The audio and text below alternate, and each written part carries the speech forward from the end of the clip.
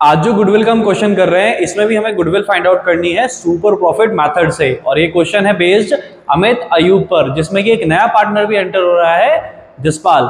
लेकिन यहाँ पर अभी उसका कोई काम नहीं है, यहाँ पे सिर्फ कह रहे हैं कि भाई गुडविल को हमें फाइंड आउट करना है। तो गुडविल फाइंड आउट करने के लिए हमें क्या करना है, फॉर्मूला का यूज करना है, जिसका फॉर्मूला क्या है, super profit multiply with number of year purchase. तो इस क्वेश्चन में कितने ईयर परचेज है, 3 ईयर परचेज गिवन है, ठीक है। लेकिन क्या सुपर प्रॉफिट गिवन है, नहीं गिवन है। उसके लिए हमें क्या करना पड़ेगा, एक फॉर्मूला लगाना पड़ेगा जो कि क्या है, average profit minus normal profit, ठीक है। अभी क्या करना है, क्या हमारे पास एवरेज प्रॉफिट और नॉर्मल प्रॉफिट दोनों गिवन है? बिल्कुल भी गिवन नहीं है, लेकिन कुछ डिटेल्स गिवन है जिसके थ्रू हम दोनों निकाल सकते हैं। तो सबसे पहले हम यहाँ पे कैलकुलेट करेंगे हमारा एवरेज प्रॉफिट, ठीक है। तो एवरेज प्रॉफिट कैलकुलेट करने के लिए हमें क्या चाहिए, नंबर ऑफ ईयर्स और उसके प्रॉफिट चाहिए। तो हमारे पास यहाँ पे ऑलरेडी ईयर्स भी मेंशन है और प्रॉफिट भी गिवन है, लेकिन साथ साथ कुछ एडजस्टमेंट भी गिवन है। पहले केस में हमारे पास प्रॉफिट है 1,50,000, देन है 1,80,000, देन 1 लाख, देन 2,60,000, देन 2,40,000। लेकिन किसी भी उसमें कोई एडजस्टमेंट नहीं है एक्सेप्ट दो केसेस में, 2019 और 2020 में यहाँ पे दो एडजस्टमेंट है। पहला हमें यहाँ पे कहा गया है कि जो 1 लाख रुपए का है वो हमें यहाँ पे क्या हुआ है, एबनॉर्मल लॉस हुआ है, ठीक है। 2019 में क्या हुआ है, एबनॉर्मल लॉस हुआ है। तो हम उसे क्या करते हैं, ऐड करते हैं, ठीक है। और इसके बाद हमें कहा गया है कि 40,000 रुपए का क्या हुआ है, एबनॉर्मल गेन हुआ है। तो हम उसको क्या करते हैं, हम उसको माइनस करते हैं। तो ये चीजें छोटी छोटी है जो ध्यान रखिएगा, हम इसे क्या कर रहे हैं, लेस कर रहे हैं। इसके अलावा हमें क्या करना है, मैं आपको फिलहाल के लिए एक ऐड लेस की लिस्ट यहाँ पे दिखा रहा हूँ, ऐड और लेस की, कि क्या क्या चीज ऐड होती है, क्या क्या चीज लेस होती है हमारी एडजस्टमेंट में, हमारे प्रॉफिट में से, ठीक है। तो आप उसको वीडियो को पॉज करें, उसको प्रॉपरली नोट करें और आप उसमें देख पाएंगे जो एबनॉर्मल गेन है वो उन्होंने क्या करा है, वो लेस करा है, और जो एबनॉर्मल लॉस है उसे हमने ऐड करा है। तो ये चीजें आपने थोड़ा सा अपने पास नोट करके रखें और ध्यान में रखें। तो अभी हम क्या करते हैं, अभी हम इसे कंटिन्यू करते हैं। अब हमारे पास पहले 2017 के प्रॉफिट में कोई भी एडजस्टमेंट नहीं थी, तो प्रॉफिट क्या आएगा, सेम एज इट इज आ जाएगा, जो कि कितना है, 1,50,000, ठीक है। इसके बाद क्या करना है, 1,80,000 भी सेम एज इट इज आ जाएगा हमारे पास।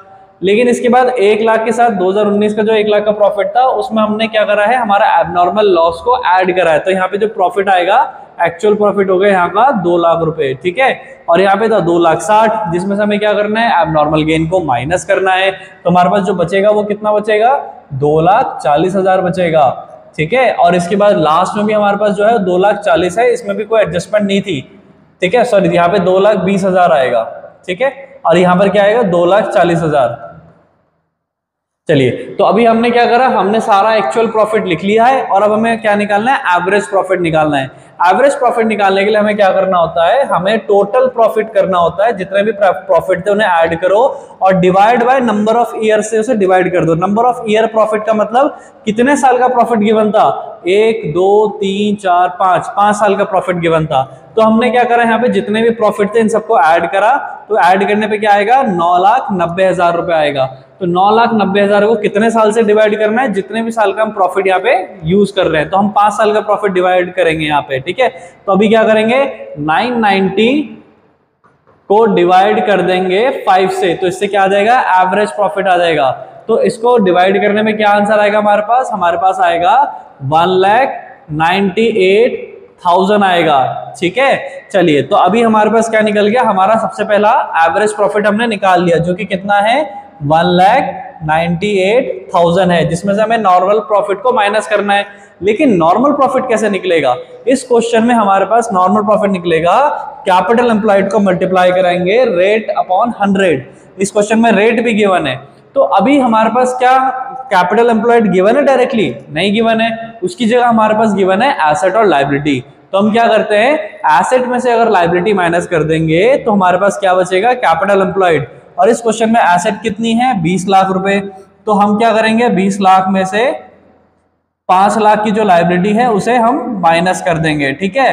तो हमारे पास कितना बचेगा, 15 लाख रुपए। अब 15 लाख रुपए क्या बचा हमारे पास, कैपिटल एम्प्लॉयड बचा है, ठीक है ना। तो ये चीज हमें ध्यान रखनी है। तो अब कैपिटल एम्प्लॉयड हम यहाँ पे लिखते हैं 15 लाख रुपए, क्योंकि हमारा कैपिटल एम्प्लॉयड अभी हमने निकाला एसेट माइनस लायबिलिटी करके, ठीक है। तो ये कितना आया, 15 लाख। और इसमें हम क्या करेंगे, रेट लगाएंगे। और इस क्वेश्चन में कितना रेट गिवन है, 10% का रेट गिवन है। तो हम यहाँ पे लिखेंगे 10/100, जिससे कि सॉल्व करने से क्या आएगा, 1,50,000, ठीक है। 1,50,000 हमारा क्या आ गया, हमारा आएगा नॉर्मल प्रॉफिट। और हम क्या करेंगे, 1,98,000 माइनस 1,50,000 करेंगे, तो इससे क्या आ जाएगा हमारे पास, इससे आएगा हमारे पास सुपर प्रॉफिट। तो सुपर प्रॉफिट कितना आएगा हमारे पास, सुपर प्रॉफिट आ जाएगा 48,000। 1,98,000 को जब माइनस करेंगे 1,50,000 से, तो हमारे पास आएगा 48,000। तो 48,000 तो हम सुपर प्रॉफिट यहाँ पे लिख लेते हैं फटाफट से, 48,000। अब इस चेक क्वेश्चन में हमने स्टार्टिंग में डिस्कस करा था कि नंबर ऑफ परचेज ईयर कितना है, 3 ईयर परचेज है। तो अब हम गुडविल निकालने के लिए क्या करेंगे, सुपर प्रॉफिट को मल्टीप्लाई कराएंगे नंबर ऑफ ईयर परचेज से, जो कि है 3 ईयर। इससे हमारे पास जो हमारी गुडविल है वो आ जाएगी कितनी, 1,44,000, ठीक है। और ये आ गया हमारा गुडविल।